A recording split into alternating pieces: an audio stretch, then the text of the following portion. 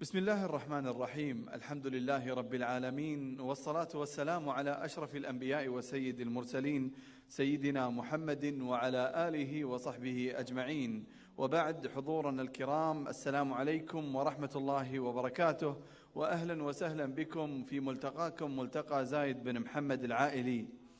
انطلاقا من ما قاله سمو الشيخ محمد بن راشد حفظه الله تعالى بأننا أهل التواصل وأننا ملتقى الحضارات، حرصت دائرة الشؤون الإسلامية والعمل الخيري بدبي أن توصل رسالتها لكل أفراد المجتمع بمختلف لغاتهم ومختلف جنسياتهم. لذلك نرحب بكم في هذه المحاضرة، والتي ستكون عن سنة النبي صلى الله عليه وسلم واتباعها، وستكون بإذن الله هذه المحاضرة باللغة البنغالية. نسأل الله تعالى أن يأجرنا ويأجركم على جلوسكم، ونسأله تعالى أن يرزقنا الاستفادة مما سيلقيه علينا فضيلة الشيخ مطيع الرحمن. فلنستمع بإذن الله، ونتمنى لكم استماعا موفقا مأجورين مشكورين.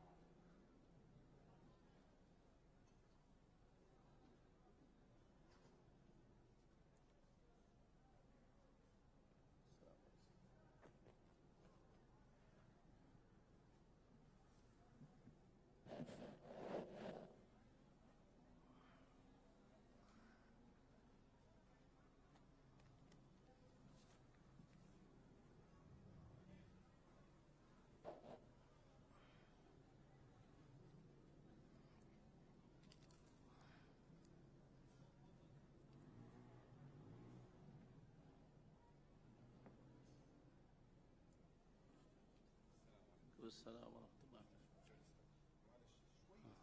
يمين ولا؟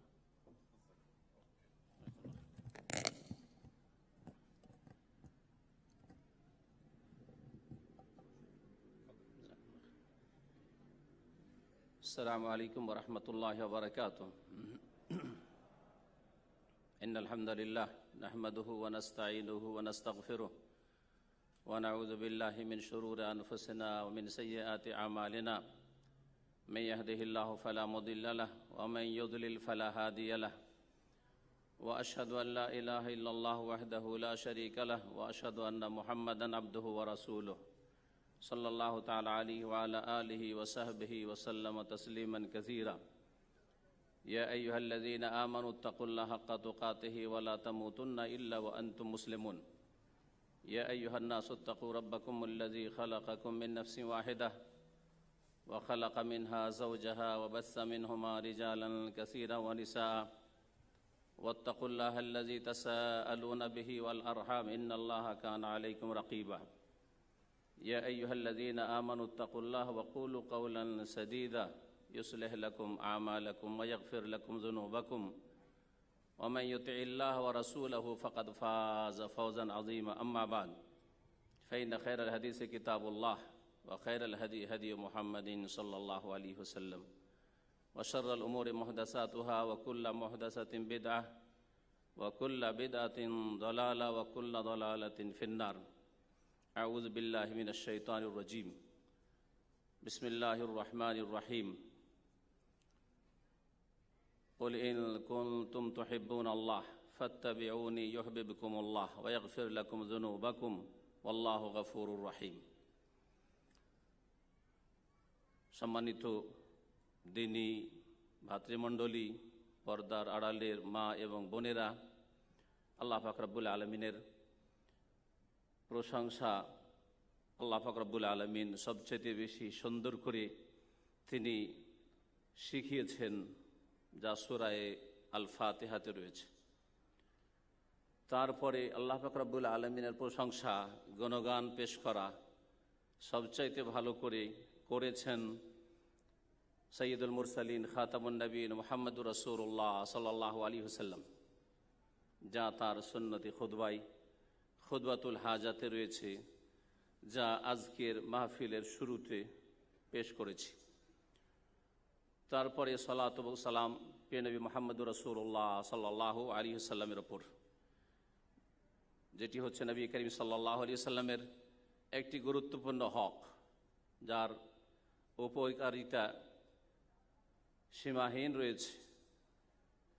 প্রিয় নবী মুহাম্মদুর রাসূলুল্লাহ সাল্লাল্লাহু আলাইহি ওয়াসাল্লাম বলেছেন, মান সাল্লা আলাইয়া সালাতান ওয়াহিদা সাল্লাল্লাহু আলাইহি বিহা আশারা, যে ব্যক্তি আমার উপর একবার সালাত পেশ করবে, দরুদ পেশ করবে, তার উপর আল্লাহ পাক তার বিনিময়ে 10 গুণ রহমত বর্ষণ করবেন।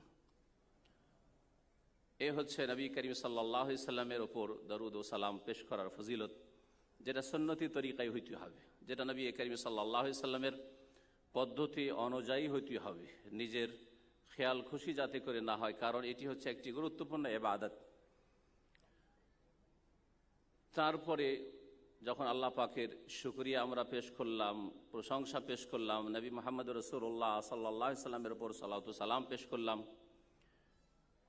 মানুষের শুকরিয়াও আল্লাহ পাক রব্বুল আলামিন করার হুকুম দান করেছেন। আল্লাহ পাকের শুকরিয়া তখনই সম্পূর্ণ হয় যখন মানুষের শুকরিয়া করা হয় আল্লাহ পাকের শুকরিয়ার পরে। যার ওপর যত বড় নিয়ামত রয়েছে তত বড় তার শুকরিয়ার দায়িত্ব রয়েছে। নবী মুহাম্মদুর রাসূলুল্লাহ সাল্লাল্লাহু আলাইহি সাল্লাম বলেছেন নিজের সম্পর্কে, আফালা আকুনু আবদান শাকুরা, আমি কি শুকরগুজার বান্দা হব না? আমার আগের পরের ভুল ভ্রান্তিকে আল্লাহ পাক অগ্রিম ক্ষমার ঘোষণা করে দিয়েছেন। এর ওপর কি আমার শুকরিয়া আদায় করা দায়িত্ব নেই? এই জন্যই নবী মুহাম্মদুর রাসূলুল্লাহ সাল্লাল্লাহু আলাইহি সাল্লাম রাত্রের অধিকাংশ সময় তাহাজ্জুদে, ইবাদতে, সিজদায়, কিয়ামুল লাইল কাটাতেন। পা ফুলে যেত, পা ফেটে যেত। নবী করিম সাল্লাল্লাহু আলাইহি সাল্লামকে যখন জিজ্ঞাসা করা হইল যে আপনি এত কষ্ট কেন করেন, তখন তার জবাবে এই কথাই বলেছিলেন যে আল্লাহ পাকের যখন নেয়ামত আমার ওপর সবচাইতে বড় রয়েছে, ওয়াকানা ফাদলুল্লাহি আলাইকা আযীমা, আল্লাহ পাকের অনুগ্রহ তোমার ওপর সবচাইতে বড় রয়েছে, তখন শুকরিয়া আদায় করাও আমার বড় দায়িত্ব রয়েছে। আফালা আকুনু আবদান শাকুরা। প্রিয় নবী মুহাম্মদুর রাসূলুল্লাহ সাল্লাল্লাহু আলাইহি সাল্লাম বলেছেন, মাল্লাম ইয়াশকুরিন নাস লাম ইয়াশকুরিল্লাহ, যারা মানুষের শুকরিয়া করতে জানে না, মানুষের কৃতজ্ঞতা প্রকাশ করে না, মানুষের নুন খেয়ে গুণ গায় না, তারা আল্লাহ পাক রব্বুল আলামিনেরও গুণ গাইতে জানে না, আল্লাহ পাক রব্বুল আলামিনেরও হক আদায় করে না। সুতরাং এখানে আমরা যে একত্রিত হওয়ার সুযোগ পেয়েছি আজকে এই মোবারক দিনে, জুমার দিনে, এশার সালাতের পরে, নিজের ভাষায়, যেই ভাষা এখানকার স্থানীয় মানুষরা বুঝে না, যে আমরা কি বলি আর কি শুনি, তারপরে আমাদেরকে যে অনুমতি দেওয়া হয়েছে বলার এবং শোনার, দেশে নিজের ভাষায় শুনছেন, বলছেন, সকলে বুঝছে আপনার কথা আমার কথা, কিন্তু এখানে বিদেশে, আরব দেশে নিজের ভাষায়, বিশেষ করে আল্লাহ রাব্বুল আলামিনের কথা, আল্লাহর দ্বীনের কথা, রাসূলুল্লাহ সাল্লাল্লাহু আলাইহি ওয়াসাল্লামের কথা, কোরআন সুন্নাহর কথা, সহি দ্বীনের কথা আলোচনার আল্লাহ পাক সুযোগ করে দিয়েছেন, যাদের মাধ্যমে তাদের শুকরিয়া আদায় করা আল্লাহ পাকের শুকরের উপর, আমাদের উপর একটি দায়িত্ব, যা করা উচিত। সুতরাং এই আরব আমিরাতের সরকার হাফেজাহুমুল্লাহ, বিশেষ করে হুকুমতে দুবাই, আল্লাহ পাক রব্বুল আলামিন তাদের হেফাজত করেন, হারাসা আল্লাহ, আল্লাহ পাক রব্বুল আলামিন তাদের দেশে বরকত দান করেন, আল্লাহ পাক তাদেরকে দ্বীনের খাদেম হিসাবে কবুল করে নেন, আল্লাহ পাক তাদের দ্বারা তার সন্তুষ্টির কাজ যেন বেশি বেশি নেন, এবং আল্লাহ পাক রব্বুল অসন্তুষ্টির কথা, কাজ থেকে সকলকে আমাদের যেন বাঁচিয়ে রাখেন। আল্লাহ পাক রব্বুল আলামিন এই দেশের মানুষকে আল্লাহ পাক আরও দ্বীনের খেদমতের তৌফিক যেন দান করেন, তাদের রুজিতে বরকত দান করেন। যারা আমরা আছি, এখানে আছেন, তাদের সকলের জীবনের প্রতিটি ক্ষেত্রে আল্লাহ পাক যেন বরকত দান করেন। বিশেষ করে দুবাই আওকাফ, যাদের খেদমত দ্বীনের ক্ষেত্রে আলহামদুলিল্লাহ আল্লাহ পাক তাদেরকে তৌফিক দান করেছেন, যে এখানে বড় ধরনের দ্বীনের খেদমত তারা করে যাচ্ছেন।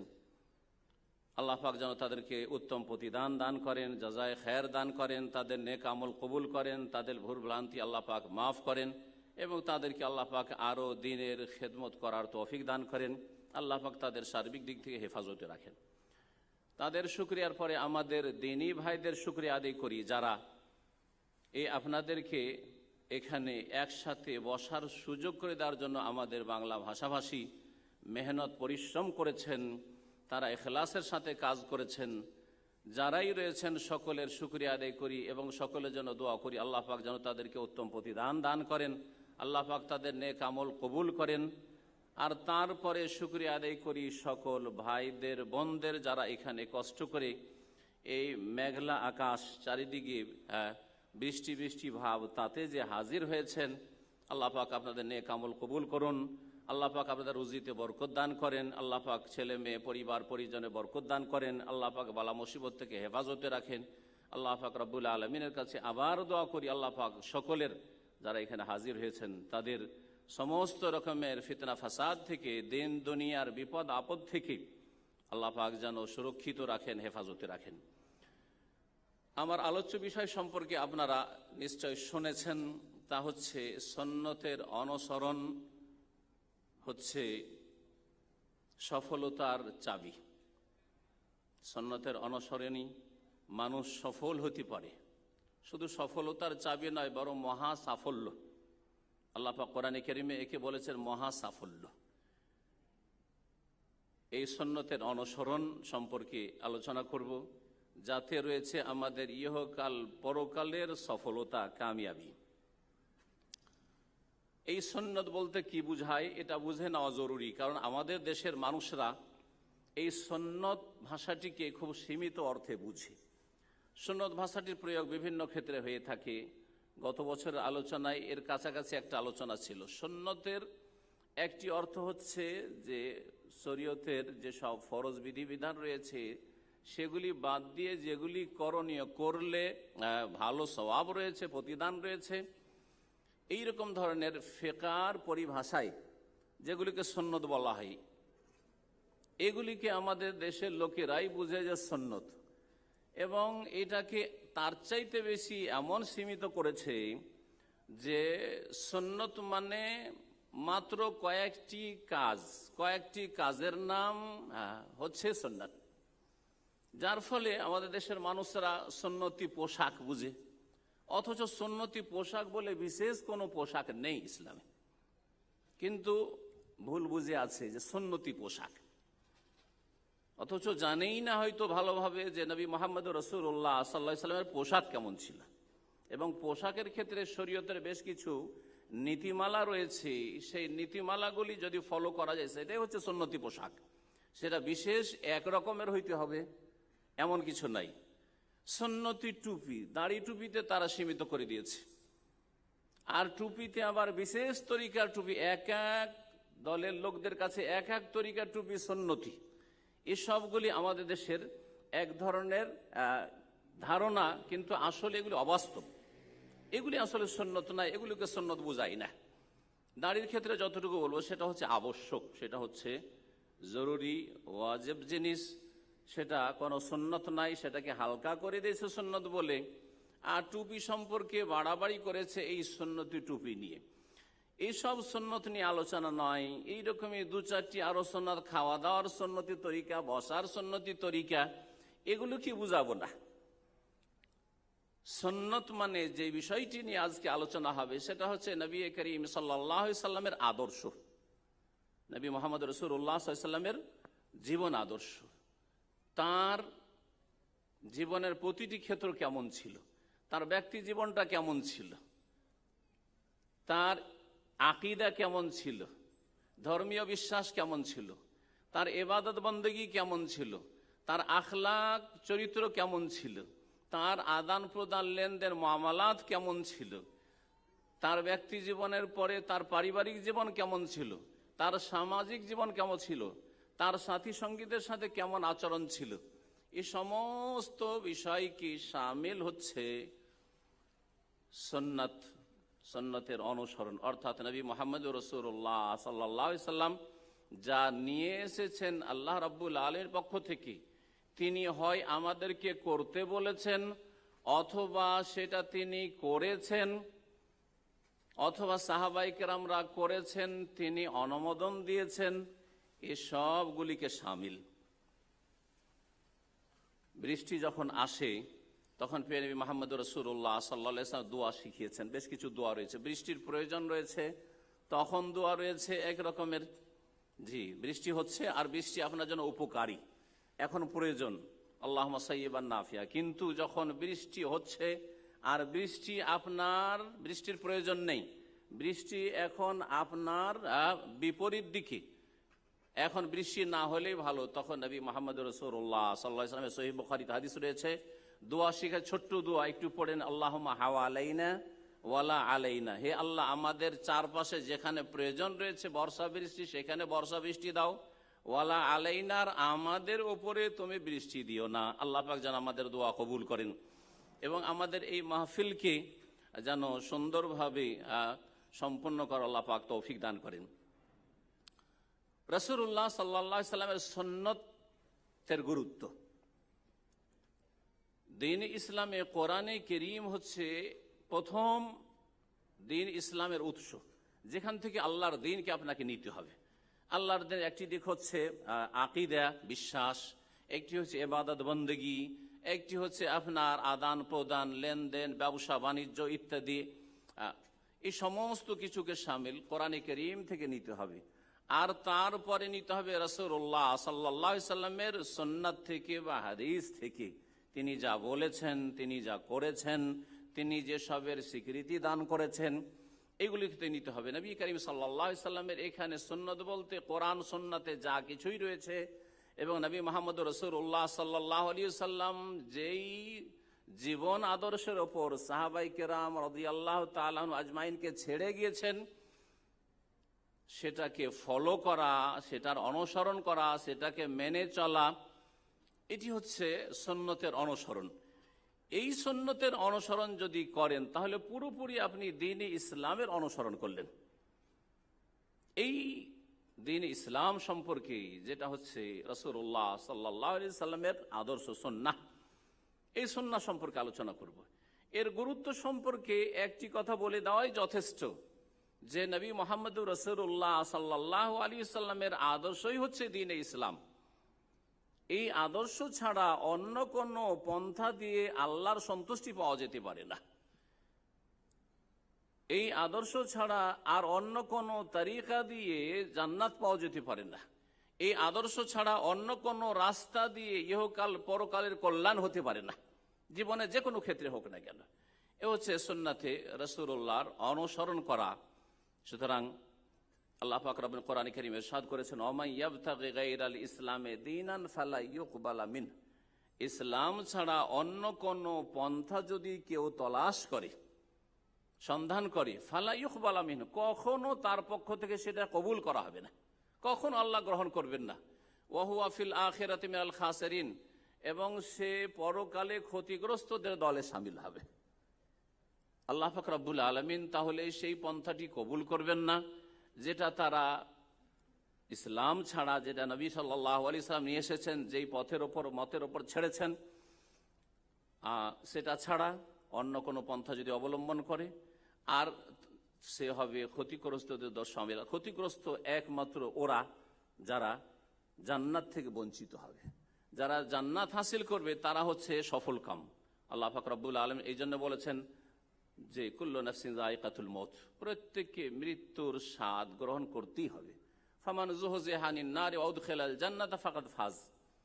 তারপরে মওতের পরে যারা জাহান্নাম থেকে রক্ষা পেয়ে গেল, ওয়া উদখিলাল জান্নাত, আর জান্নাতে তাদেরকে দাখিল করানো হইল, ফাকাদ ফাজ, তারাই সফল কাম হয়ে গেল।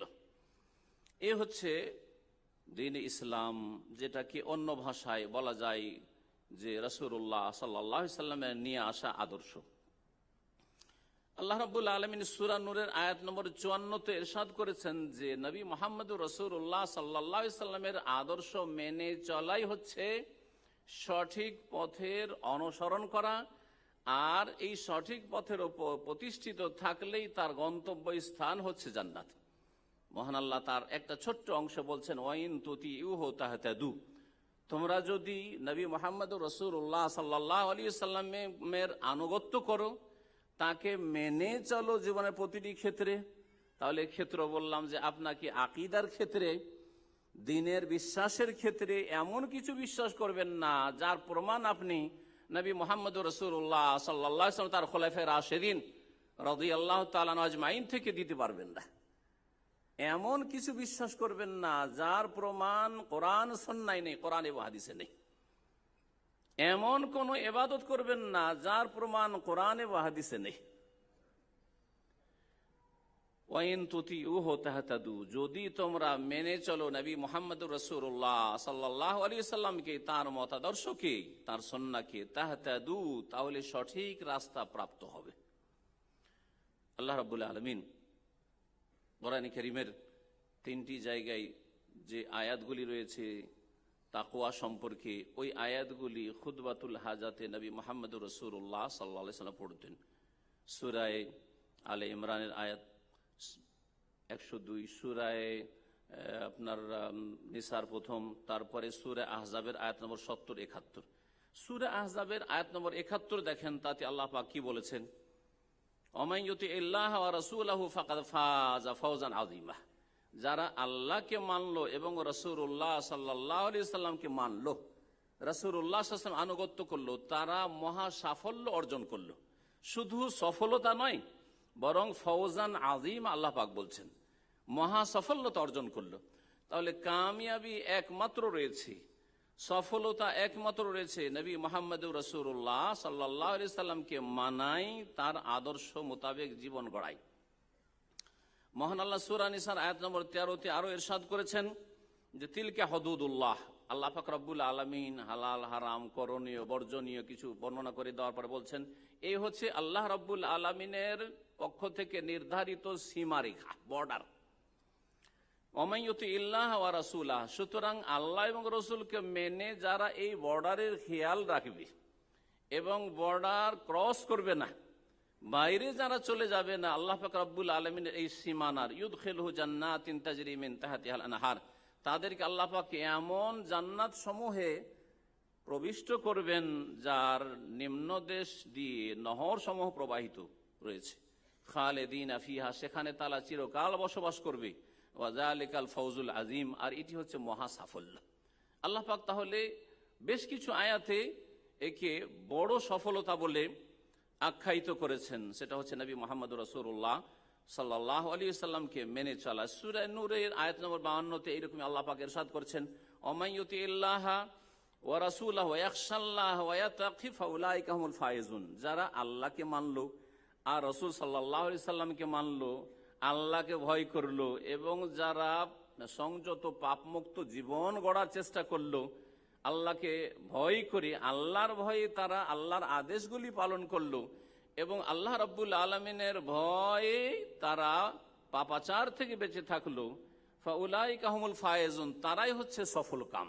তাহলে সফলতার কথা কোরআনে কারীমের অনেকগুলি আয়াতে আল্লাহ রাব্বুল আলামিন বর্ণনা করেছেন যে একমাত্র সফলতা রয়েছে ইহকাল পরকালে। আল্লাহ পাক এই কথা বলেননি যে শুধু আখিরাতে, যেমন এক শ্রেণীর লোকেরা ভাবে যে কোরআনে কারীমে যা বলা হয়েছে, রাসূলুল্লাহ সাল্লাল্লাহু আলাইহি ওয়াসাল্লাম হাদিসে যা বলা হয়েছে, এগুলি মনে হয় সবগুলি ধার, সবগুলি হচ্ছে আখিরাতের বিষয়। এরকম নয়। আসলে আল্লাহ রাব্বুল আলামিন যেখানে শুধু আখিরাত বলেননি, আমরা নিজেরা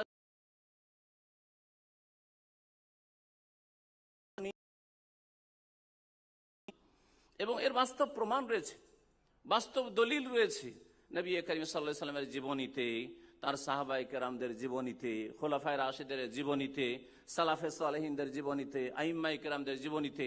যারা আল্লাহর দ্বীনকে মেনে চলেছে তাদেরকে আল্লাহ পাক ইহকালেও সম্মানিত করেছেন এবং পরকালেও তাদেরকে সম্মানিত করেছেন এবং করবেন।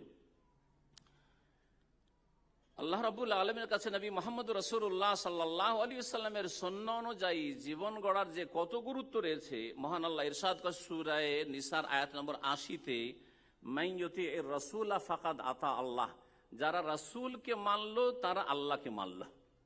তাহলে আল্লাহকে মানার জন্য আপনার উপর ফরজ হচ্ছে আগে রাসূলকে মানতে হবে সাল্লাল্লাহু আলাইহি ওয়াসাল্লাম। রাসূল সাল্লাল্লাহু আলাইহি ওয়াসাল্লামকে যদি না মানেন কোন ক্ষেত্রে, আর আপনি বলেন যে আমি আল্লাহকে মানি, মানে কোরআনের কথা মানি।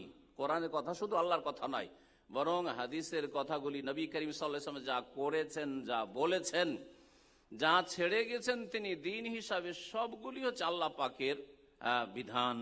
এটা সবসময় মনে রাখতে হবে। মাইয়ুতি এর রাসূল ফাকাদ আতা আল্লাহ, যারা রাসূলুল্লাহ সাল্লাল্লাহু আলাইহি সাল্লামকে মানলো, তার আনুগত্য করলো, তারা আল্লাহর আনুগত্য করলো।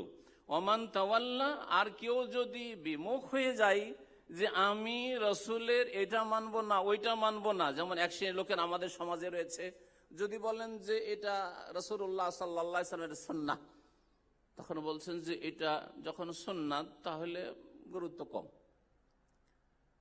ফরজ না সুন্নাত। হাজী সাহেবরা হজ করতে আসে, আসার পরে জিজ্ঞাসা করে যে মেনায় অবস্থান করা, মেনায় রাত কাটানো ওয়াজিব না সুন্নাত, মুজদালিফায় রাত কাটানো ওয়াজিব না সুন্নাত। তার মানে ওদের সুন্নত বলে দিলে আর সেখানে থাকার প্রয়োজন মনে করবে না, বা সেই কাজগুলি করার প্রয়োজন মনে করবে না। এইরকম যদি হয় তাহলে এই আয়াত থেকে তাদেরকে শিক্ষা নেওয়া উচিত। মাইয়ুতি রাসূল ফাকাদ আতা আল্লাহ, যারা রাসূল সাল্লাল্লাহু আলাইহি সাল্লামকে মানলো তারাই আল্লাহকে মানলো। ওমান তাওয়াল্লা, আর কেউ যদি রাসূলুল্লাহ সাল্লাল্লাহু আলাইহি সাল্লামের আনুগত্য থেকে ফিরে যায়, যে এটা যেহেতু রাসূল থেকে প্রমাণিত, কোরআনে নেই, সেজন্য এটার গুরুত্ব কম, অথবা এটা ফরজ নয়, যখন সুন্নাহ তখন এটার গুরুত্ব কম। তাহলে আল্লাহ বলছে ফামা আরসালনাকা আলাইহিম হাফিজা, তাদের রক্ষক হিসাবে তোমাকে পাঠানো হয়নি, তার হিসাব আমি নেব। সুতরাং নবী মুহাম্মদ রাসূলুল্লাহ সাল্লাল্লাহু আলাইহি ওয়াসাল্লাম থেকে যা প্রমাণিত তা যথাসাধ্য মেনে চলার চেষ্টা করতে হবে। ফাত্তাকুল্লাহ মাস্তাতাতুম, আল্লাহ পাক সূরা তাগাবনে বলছেন যথাসাধ্য যতটুকু পারো আল্লাহকে ভয় করে দিন পালন করো, মেনে চলো।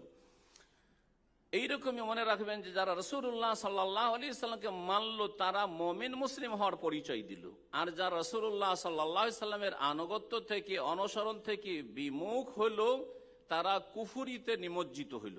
সূরা আনফালের শুরুতে আল্লাহ পাক বলছেন প্রথম আয়াতে, ওয়া আতিউল্লাহ ওয়া রাসূলাহ ইন কুনতুম মুমিনিন, তোমরা আল্লাহ এবং রসুলকে মানো, আল্লাহ এবং তার রসুল সাল্লাল্লাহু আলাইহি সাল্লামকে মানো, ইন কুনতুম মুমিনিন, যদি তোমরা ঈমানদার হও, মুমিন হও। এইরকম সূরা আলে ইমরান আয়াত নম্বর 32 আল্লাহ পাক ইরশাদ, কুল আতিউল্লাহ ওয়ার রাসূল, হে নবী তুমি বলে দাও মানুষকে যে তোমরা আল্লাহকেও মানো আর রসুলকেও মানো। ফাইন তাওয়াল্লাও, তারপরে তারা যদি ফিরে যায়, না মানে তোমাকে, তোমার কথা না মানে, ফাইন্নাল্লাহ লা ইউহিব্বুল কাফিরিন, তাহলে কাফেরদেরকে আল্লাহ পাক ভালোবাসেন না, কাফেরদেরকে আল্লাহ পাক ঘৃণা করেন। তাহলে বোঝা গেল যারা আল্লাহকে মানবে না বা রসুলকে মানবে না, দুটোর ক্ষেত্রে অথবা একটির ক্ষেত্রে আল্লাহ পাক তাদের বলছেন যে ফাইন্নাল্লাহ লা ইউহিব্বুল কাফিরিন, আল্লাহকে ভয় করা উচিত। মনে রাখবেন যে আমাদের যত ইবাদত বন্দেগী আমরা করছি বা যত আমল করছি ব্যাপক অর্থে, সমস্ত আমল কবুল হওয়া নির্ভরশীল দুটো শর্তের ওপর।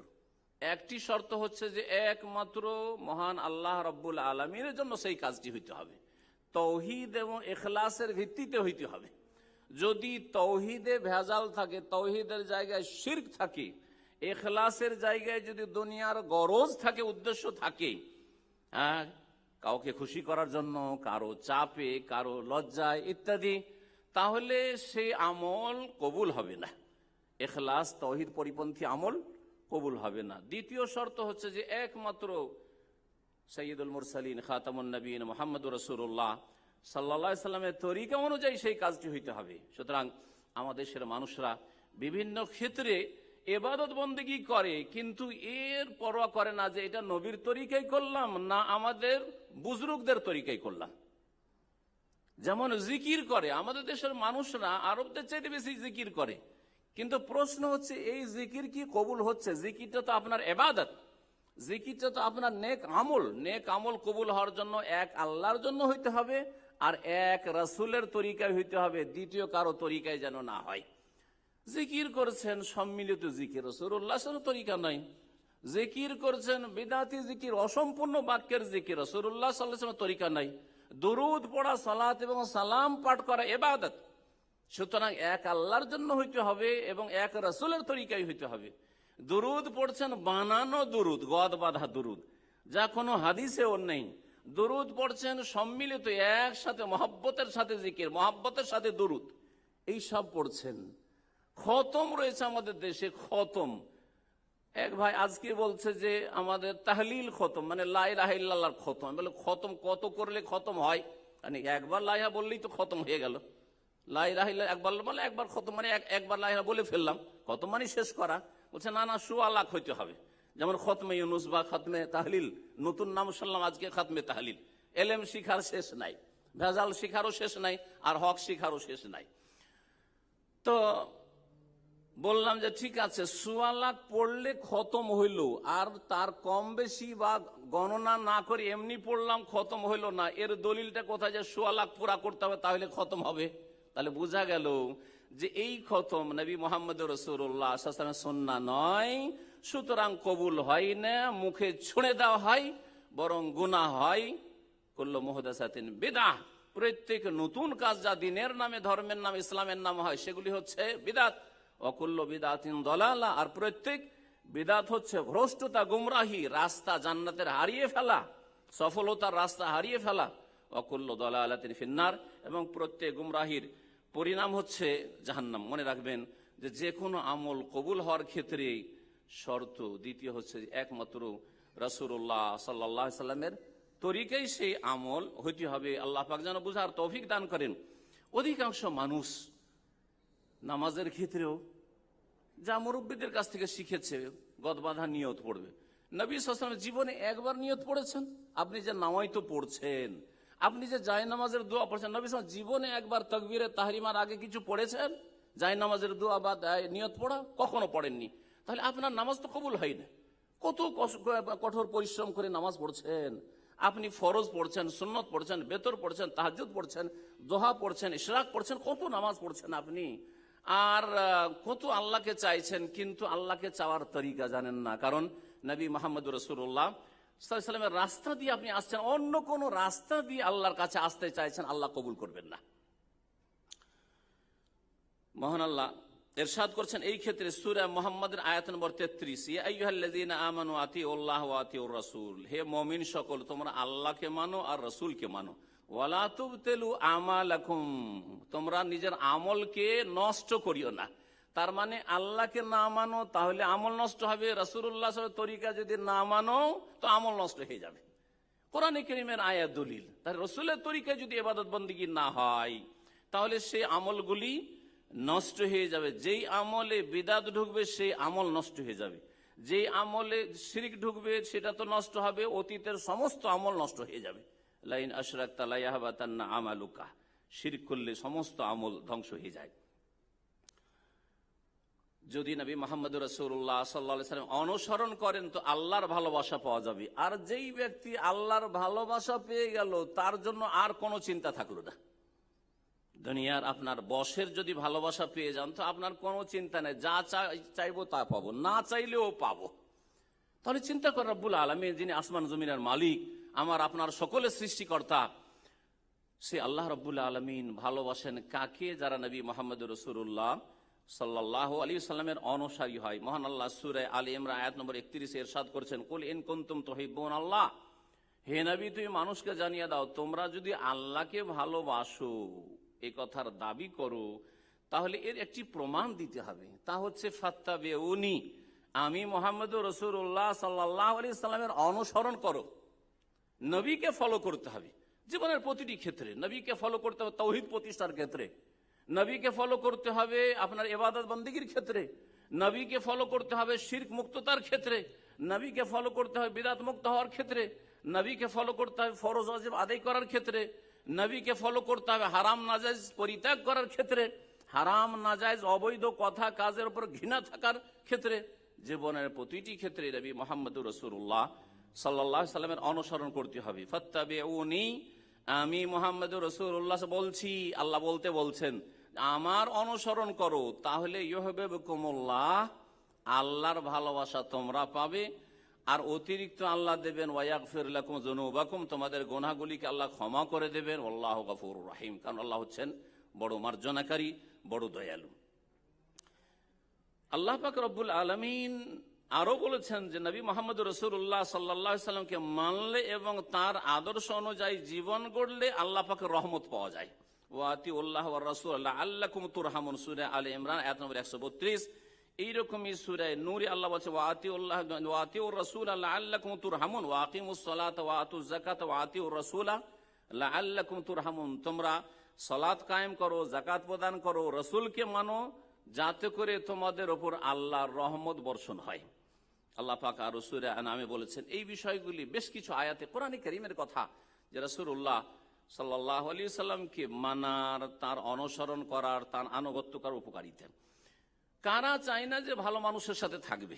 দুনিয়ার ক্ষেত্রে মানুষের স্বভাব বিকৃত হয়ে গেছে, মানুষের প্রকৃতি বিকৃত হয়ে গেছে, যার ফলে মানুষ অসৎ লোকদের সঙ্গ ধরে।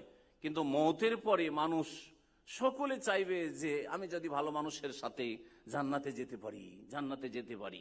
আল্লাহ পাক রব্বুল আলামিন সহজ রাস্তা বলে দিচ্ছেন, যেটা হচ্ছে নবী মুহাম্মদ রাসূলুল্লাহ সাল্লাল্লাহু আলাইহি সাল্লামের অনুসরণ এবং আনুগত্য। সূরা নিসার আয়াত নম্বর 69 আল্লাহ পাক ইরশাদ করেছেন, ওমাই ইউতিল্লাহ ওয়ার রাসূল ফাউলাইকা মাআল্লাযিনা আনআমা আল্লাহু আলাইহিম মিনান নাবিয়্যিনা ওয়াস সিদ্দীকিনা ওয়াশ শুহাদা'i ওয়াস সালিহিন ওয়া হাসুনা উলাইকা রাফিকা।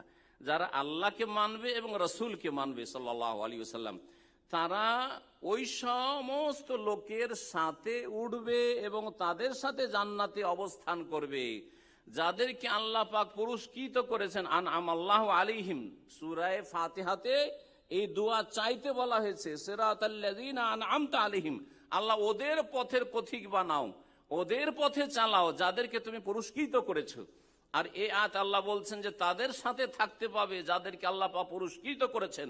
তারা কারা? এখানে বিস্তারিত বর্ণনা, মিনান নাবিয়িন, আম্বিয়া, রাসূলগণ, ওয়াস সিদ্দীকিন, এবং যারা মহাসত্যবাদী, যারা যাদের ঈমানের সততায় উচ্চ স্থানে পৌঁছিতে পেরেছে, ওয়াস শুহাদা, এবং যারা আল্লাহর রাস্তায় শাহাদাত বরণ করেছে। আল্লামা ইবনে উসাইমিন রাহিমাহুল্লাহ তাআলা এই শুহাদার তাফসীরে বলেছেন, এবং ওলামায়ে হক, কোরআন সুন্নাহর যারা আলেমে দ্বীন, আইম্মায়ে মুহাদ্দিসিন, আইম্মায়ে ফুকাহা, 4 ইমাম রাহিমাহুমুল্লাহ, এরকম মুহাদ্দিসিন কিরাম যারা রয়েছেন, এইরকমই তাদের অনুসারী যারা সাহাবায়ে কেরাম সালাফদের অনুসারী, কিয়ামত পর্যন্ত ওলামায়ে হক, কোরআন সুন্নাহর আলেমরা আসবে, শিরক বিদআত মুক্ত তারা থাকবে এবং মুক্ত রাখবে, তাদের সাথে হবে ওয়াস-সালিহিন, এবং সাধারণ মানুষদের মধ্যে যারা নেক লোক রয়েছে জান্নাতি, তাদের সাথে জান্নাতে থাকার সুযোগ পাবে। কারা? ওমাইয়ুতিল্লাহ ওয়ার রাসূল, যারা আল্লাহ এবং রাসূলকে মানলো। এইরকমই আল্লাহ এবং রাসূলকে মানলে জান্নাতে যেতে পারবে। এই মর্মে কোরআনে কারীমের বেশ কিছু আয়াত রয়েছে। সময়ের স্বল্পতার জন্য সেগুলিকে সংক্ষেপ করে একটি সহিহ বুখারীর হাদিস বলি। এতক্ষণ আয়াত নিয়ে আলোচনা করছিলাম। আবু হুরায়রা রাদিয়াল্লাহু তাআলা আনহু থেকে বর্ণিত, তিনি বলছেন যে কালা রাসূলুল্লাহ সাল্লাল্লাহু আলাইহি ওয়াসাল্লাম, কুল্লু উম্মতি ইয়াদখুলুনাল জান্নাতা ইল্লা মান আবা, আমার উম্মতের প্রত্যেকেই জান্নাতে যাবে। নবী সাল্লাল্লাহু আলাইহি ওয়াসাল্লাম বলছেন, কুল্লু উম্মতি ইয়াদখুলুনাল জান্নাতা ইল্লা মান আবা, আমার উম্মতের প্রত্যেকেই জান্নাতে যাবে, তবে যে জান্নাতে যেতে অস্বীকার করলো। কিলা মান আবা ইয়া রাসূলুল্লাহ, সাহাবীরা বলে, ইয়া রাসূলুল্লাহ, কে হতভাগা আছে জান্নাতে যেতে অস্বীকার করে? এমন কি আছে জান্নাতে যেতে অস্বীকার করবে? কালা মান আতানি দাখালাল জান্নাহ ওয়া মান আসানি ফাকাদ আবা, যারা আমাকে মানলো তারা জান্নাতে যাবে, আর ওমান আসানি, আর যারা আমার বিরুদ্ধাচরণ করলো, আমার আদর্শ মোতাবেক জীবন গড়লো না, আমার তরিকায় চললো না, তৌহিদের জায়গায় শিরকে লিপ্ত হইলো, সুন্নতের জায়গায় বিদআতে লিপ্ত হইলো, ফরজ অজেবে অবহেলা করলো, হারাম নাজায়েজে লিপ্ত থাকলো, এরা হচ্ছে নবী সাল্লাল্লাহু আলাইহি ওয়াসাল্লামের নাফরমান বিরুদ্ধাচরণকারী। ফাকাদ আবা, তারা জান্নাতে যেতে অস্বীকার করলো। যারা রাসূলুল্লাহ সাল্লাল্লাহু আলাইহি ওয়াসাল্লামকে মানবে তারা শুধু আখিরাত পাবে না, বরং দুনিয়াতে আল্লাহ পাক তাদেরকে শক্তিশালী করবেন। ব্যক্তির ক্ষেত্রে, পরিবারের ক্ষেত্রে, সমাজের ক্ষেত্রে, রাষ্ট্রের ক্ষেত্রে, সমস্ত ক্ষেত্রে এই আয়াতের বাস্তবায়ন করার জন্য আল্লাহ পাক তৌফিক দান করেন। মহান আল্লাহ বলছেন সূরা আনফাল আয়াত নম্বর 46, ওয়াতিউল্লাহ ওয়া রাসূলাহ, তোমরা আল্লাহ এবং রাসূলকে মানো, ওয়ালা তানাজাউ, তোমরা আপোষে বিবাদ করিও না, ঝগড়া করিও না, ফাতাফশালু, না হলে তোমরা দুর্বল হয়ে পড়বে, ওয়া তাযহাবা রিহুকুম, এবং তোমাদের দাপট শেষ হয়ে যাবে, তোমরা কমজোর হয়ে যাবে, ওয়াসবিরু, এবং তোমরা ধৈর্য ধারণ করো, ইন্নাল্লাহা মা'আস সাবিরিন, আল্লাহ ধৈর্যশীলদের সাথে রয়েছেন। বোঝা গেল যে যারা রাসূলুল্লাহ ওয়াতিউল্লাহ ওয়া রাসূলাহ, আল্লাহ এবং রাসূলের আনুগত্য করবে তারা শক্তিশালী হবে। পক্ষান্তরে যারা বিচ্ছিন্নতা সৃষ্টি করবে, বিভিন্ন তরিকা, পথ আর মতের শেষ নাই, 126 তরিকা মানবে যারা, তারা ফাতাফশালু ওয়া তাযহাবা রিহুকুম, দুর্বল হয়ে পড়বে এবং তোমাদের শক্তি হারিয়ে ফেলবে, তোমাদেরকে হালকা মনে করবে, হালকা মনে করবে। যারা ইসলামের শত্রু তারা তোমাদেরকে হালকা মনে করবে। নবী করিম সাল্লাল্লাহু আলাইহি ওয়াসাল্লামের আনুগত্যের মাধ্যমে মুসলিম উম্মার ঐক্য আসতে পারে। সারা দুনিয়াকে যদি বলেন নবী সাল্লাল্লাহু আলাইহি ওয়াসাল্লামকে বাদ দিয়ে যে কোনো একজন ব্যক্তির উপর আমরা সারা বিশ্বের মুসলিম এক হয়ে যাব, অসম্ভব কথা, অসম্ভব কথা। কিন্তু যদি বলেন যে নবী মুহাম্মদুর রাসূলুল্লাহ সাল্লাল্লাহু আলাইহি ওয়াসাল্লামের কালিমা পড়েছি, লা ইলাহা ইল্লাল্লাহর শাহাদাত দিয়েছি, মুহাম্মদুর রাসূলুল্লাহ শাহাদাত দিয়েছি, সুতরাং আমরা এক আল্লাহর ইবাদত করব এবং এক রাসূল সাল্লাল্লাহু আলাইহি ওয়াসাল্লামের তরিকায় জীবন গড়ব, তাহলে সারা বিশ্বের মুসলিম আরব হোক আর আজম হোক সকলে আমরা এক হয়ে যেতে পারবো। এইদিকে আল্লাহ পাক সূরা আলে ইমরানের আয়াত নম্বর 102-3 এই আয়াতগুলোকে দাওয়াত দিয়েছেন। 103 নম্বর আয়াতে বলছেন ওয়াতাসিমু বিহাবলিল্লাহি জামিআ ওয়া লা তাফাররাকু, তোমরা আল্লাহর রশিকে মজবুত করে ধারণ করো। আল্লাহর রশি হচ্ছে নবী করিম সাল্লাল্লাহু আলাইহি ওয়াসাল্লামের আদর্শ, সেটা কোরআনে কারীম হোক অথবা নবী করিম সাল্লাল্লাহু আলাইহি ওয়াসাল্লামের হাদিসের কথাই হোক। ওয়াতাসিমু বিহাবলিল্লাহি জামিআ, সকলেই তোমরা আল্লাহর রশিকে মজবুত করে ধারণ করো। ওয়া লা তাফাররাকু, তোমরা বিচ্ছিন্নতা সৃষ্টি করিও না। ওয়াজকুরু নি'মাতাল্লাহি আলাইকুম, আর আল্লাহর নিয়ামতকে স্মরণ করো। ইয কুনতুম আদাআন, তোমরা পরস্পরের শত্রু ছিলে।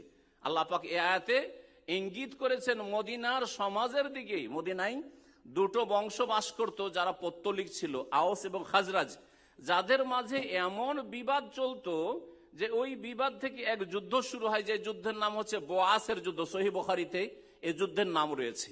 বোয়াসের লড়াই নবী করিম সাল্লাল্লাহু আলাইহি ওয়াসাল্লামের হিজরতে 120 বছর আগে এই লড়াই শুরু হয়েছিল। নবী সাল্লাল্লাহু আলাইহি ওয়াসাল্লাম যখন হিজরত করে আসে 120 বছরে অলরেডি লড়াই করা হয়ে গেছে, আর হাজার হাজার মানুষ, দুই গোত্র দুই বংশ থেকে ধ্বংস হয়ে গেছে, খুন হয়েছে, আর কত যে ক্ষয়ক্ষতি হয়েছে। আল্লাহ পাক সেদিকে ইঙ্গিত করে বলছেন যে তোমাদের এই দুই গোত্রকে কে একত্রিত করলো? একমাত্র আল্লাহ রাব্বুল আলামিনের রহমত এবং নবী মুহাম্মদ রাসূলুল্লাহ সাল্লাল্লাহু আলাইহি ওয়াসাল্লামের রিসালাত এবং তার আগমনের বরকত। ইয কুনতুম আদাআন, তোমরা পরস্পরের শত্রু ছিলে। ফাআল্লাফা বাইনা কুলুবিকুম, আল্লাহ পাক তোমাদের অন্তরকে জড়িয়ে দিলেন পরস্পরের সাথে। ফাআসবাহতুম বিনি'মাতি ইখওয়ানা, সুতরাং তোমরা আল্লাহর রহমতে, আল্লাহর অনুগ্রহে ভাই ভাই হয়ে গেছো। আজকে যে আমাদের ভ্রাতৃত্ব, আরব হই আর অনারব হই, যে কোনো ভাষাভাষী হই, যে কোনো দেশবাসী হই না কেন, আমাদের সম্পর্ক হচ্ছে ইন্নামাল মুমিনুনা ইখওয়া। মুমিনরা সূরা হুজরাতে আল্লাহ পাক বলছেন মুমিনরা পরস্পরের ভাই বোন, এর ভিত্তিতে। আর এই ভ্রাতৃত্ব তখনই টিকে থাকবে, তখনই মজবুত থাকবে যখন একমাত্র মুহাম্মদুর রাসূলুল্লাহ সাল্লাল্লাহু আলাইহি ওয়াসাল্লামের আদর্শের বাস্তবায়ন আমরা পুরোপুরি করব। আল্লাহ পাক রব্বুল আলামিন যেন আমাদেরকে তৌফিক দান করেন। আল্লাহ পাক আরো বলছেন যে ওয়াকুনতুম আলা শাফা হুফরাতিম মিনান নার, দেখো তোমরা তো জাহান্নামের কিনারায় চলে গেছিলে, জাহান্নামের কিনারায় পৌঁছে গিয়েছিলে, বরং তোমাদের পূর্বসূরীরা অনেকেই অবস্থায় লড়াই করে, কলহ বিবাদ করে, আর শিরক কুফরি আর পাপাচারে লিপ্ত হয়ে জুলুম অত্যাচার করে জাহান্নামে চলেই গেছে। ফাআনকাযাকুম মিনহা, অতঃপর আল্লাহ তোমাদেরকে জাহান্নাম থেকে উদ্ধার করে রক্ষা করলেন প্রিয় নবী মুহাম্মদ রাসূলুল্লাহ সাল্লাল্লাহু আলাইহি ওয়াসাল্লামের আগমনের মাধ্যমে। আল্লাহ পাক যেন এই বিষয়টি বুঝার তৌফিক দান করেন এবং আমাদেরকে রাসূলুল্লাহ সাল্লাল্লাহু আলাইহি ওয়াসাল্লামের সুন্নাহর অনুসরণের ভিত্তিতে, তাওহীদের ভিত্তিতে ঐক্য গড়ার তৌফিক দান করেন। এর সাথে সাথে আর দু একটি হাদিস শোনাই, আর তারপরে আমার আলোচনা শেষ করব। হাদিস বড় লম্বা রয়েছে।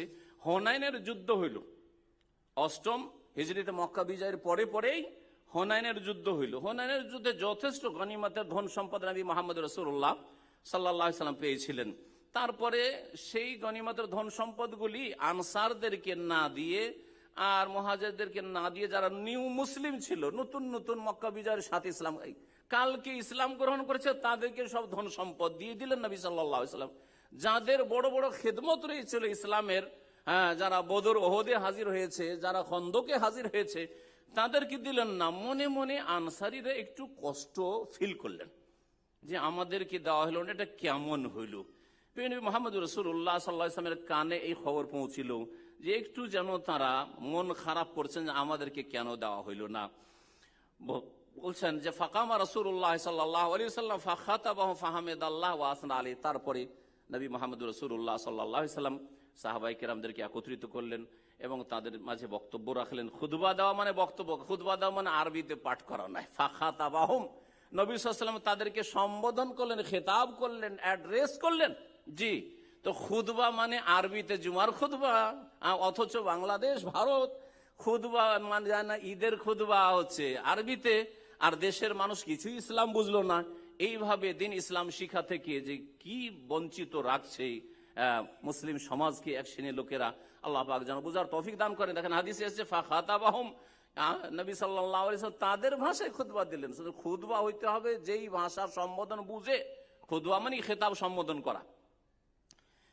আল্লাহর প্রশংসা করলেন, গুণগান করলেন। তারপরে বলছেন মাকাল ইয়া মাশার আল আনসার, হে আনসারী লোকেরা, আনসারের জামাত শোনো, আলাম আজিদকুম দুল্লালান, আমি জানতে পেরেছি তোমরা মনে মনে একটু কষ্ট পেয়েছে যে তোমরা কিছু পেলে না। কি তোমাদেরকে কি রাস্তা হারা পাইনি, দিশে হারা পাইনি? তোমরা কি গুমরাহিতে ছিলে না? ফাহাদাকুমুল্লাহু বি, আল্লাহ পাক আমার মাধ্যমে তোমাদেরকে জান্নাতের রাস্তা দেখালেন, সুখের রাস্তা দেখালেন, ঈমান ইসলামের তৌহিদের রাস্তা দেখালেন। ফাহাদাকুমুল্লাহু বি ওয়া আলাতান ফাগানাকুমুল্লাহু বি, তোমরা কি অভাবী ছিলে না? তোমাদের অবস্থা কি শোচনীয় ছিল না? অতঃপর আল্লাহ তোমাদেরকে অভাব মুক্ত করেছেন, যথেষ্ট আল্লাহ পাক নিয়ামত দান করেছেন তোমাদেরকে। তারপরে বলছেন নবী সাল্লাল্লাহু আলাইহি ওয়া মুতাফাররিকিনা ফাজামাআকুমুল্লাহু বি, এবং তোমরা কি ছিন্ন ভিন্ন ছিলে না? তোমাদের মাঝে মারামারি, কাটাকাটি, কলহ বিবাদের শেষ ছিল না। এইরকম কি পরিস্থিতি ছিল না? তোমাদেরকে আল্লাহ পাক আমার মাধ্যমে একত্রিত করেছেন, ঐক্য গড়ার তৌফিক দান করেছেন। সবগুলির নাম আর আওস খাজরাজের লড়াই থাকলো না, আর বোয়াসের জাহিলিয়াতের যুদ্ধ থাকলো না, আর আপোষের যেসব জাতীয়তা থাকে সেসব জাতীয়তার পচা সড়া গন্ধ থাকলো না, বরং সকলকে মুসলিম আনসার বলে আখ্যায়িত করলেন। কোরআনে কারীম আল্লাহ পাক বললেন লিল ফুকারাইল মুহাজিরিন আল্লাযিনা উখরিজু মিন দিয়ারিহিম, মুহাজিরিনদের কথা আল্লাহ বললেন। তারপরে আনসারদের কথা বললেন, ওয়াসাবিকুনা আল-আউয়ালুনা মিনাল মুহাজিরিন ওয়াল আনসার। কোরআনে কারীমে একাধিক আয়াত আল্লাহ পাক মুহাজিরিন আনসারদের কথা বর্ণনা করেছেন। আনসার সকলে ইসলামের সাহায্যকারী বলে আল্লাহ পাকের পক্ষ থেকে উপাধি পেলেন। প্রিয় মুহাম্মদ রাসূলুল্লাহ এখানে তাহলে যে বিষয় লক্ষণীয় সেটা বলেছেন, আল্লাহ পাক তোমাদেরকে আমার মাধ্যমে একত্রিত করলেন। মনে রাখবেন যে নবী মুহাম্মদ রাসূলুল্লাহ সাল্লাল্লাহু আলাইহি সাল্লামের অনুসরণ করলে দুনিয়াও সুখী হবে, আখিরাত সুখী হবে। হাউজে কাউসারের পানি পাওয়া যাবে। আল্লাহ পাক রব্বুল আলামিন যেন আমাদেরকে হাউজে কাউসারের পানি দান করেন। আল্লাহ পাক রব্বুল দুনিয়া আখিরাতের যেন সার্বিক কল্যাণ দান করেন। আল্লাহ পাক আমাদের গুনাহ খাতা যেন মাফ করে দেন। আল্লাহ পাক রব্বুল আলামিনের কাছে দোয়া করি, আল্লাহ পাক রব্বুল আলামিন যেন আমাদেরকে শিরক থেকে, বিদআত থেকে, গুমরাহি থেকে, পাপাচার থেকে বেঁচে থাকার তৌফিক দান করেন। বিশেষ করে ভাইদের সাথে বোনদেরকে বলবো যে আল্লাহ পাক আপনাদেরকে দ্বীনের হেফাজতের তৌফিক দান করেন, 5 ওয়াক্ত সালাতের হেফাজতের তৌফিক দান করেন, শিরক বিদআত থেকে বেঁচে থাকার আল্লাহ পাক তৌফিক দান করেন। আল্লাহ পাক আমাদের সকলে যেন কল্যাণ করেন, বর্ষা বৃষ্টি আর আমাদেরকে আগে বাড়ার